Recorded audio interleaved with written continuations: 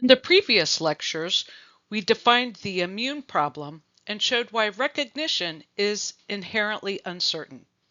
That leads directly to the next question. If immune decisions are costly and ambiguous, how does a system avoid making the same mistakes repeatedly? The answer is memory. But immune memory is not simply an advantage, it is a bias. Memory is often described as the immune system remembering past threats. That framing makes memory sound neutral, even beneficial by default. But memory exists for a reason, and it comes with trade-offs. First immune response is always costly. Recognition is slow. Damage accumulates while restraint persists. Escalation, once triggered, causes collateral harm. Repeating this process every time would be disastrous. Memory exists to reduce the cost of future decisions. Immune memory does not store facts. It reshapes thresholds. After a prior encounter, the system responds faster, requires less confirmation, escalates more readily. This makes future responses cheaper and more decisive, but it also changes how the system interprets signals. Lowering thresholds always has consequences. Every memory biases future decisions. Faster responses reduce delay, but they also reduce caution. The system assumes that past conditions still apply. When context changes, that assumption can fail.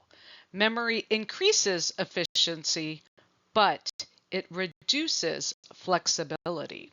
When memory is engaged, escalation is quicker and more intense. This is often appropriate, but when signals are ambiguous or contexts differ, memory-driven responses can cause unnecessary damage. What looks like immune overreaction is often memory-biased judgment. Memory solves one problem and creates another. A system optimized for memory is optimized for the past. A system optimized for adaptability is cautious in the present. The immune system cannot fully optimize both. Every gain in speed reduces contextual sensitivity. This trade-off is unavoidable. Despite its risks, memory is necessary. The cost of repeated first responses is too high. Delay allows damage to spread. Indecision is itself dangerous. Memory is chosen not because it is perfect, but because its failures are preferable to the alternatives. Under certain conditions, memory stops helping. Memory becomes dangerous when the original context no longer exists. New signals resemble old ones. Thresholds remain lowered without justification. The system reacts as if it is still in the past. This is not confusion, it is biased consistency. Removing memory would restore flexibility, but at the cost of vulnerability. Forgetting forces the system to relearn under risk. As a result, memory is retained even when imperfect. The immune system accepts bias because the alternative is repeated exposure to catastrophic delay. Once we step back, immune memory looks very different.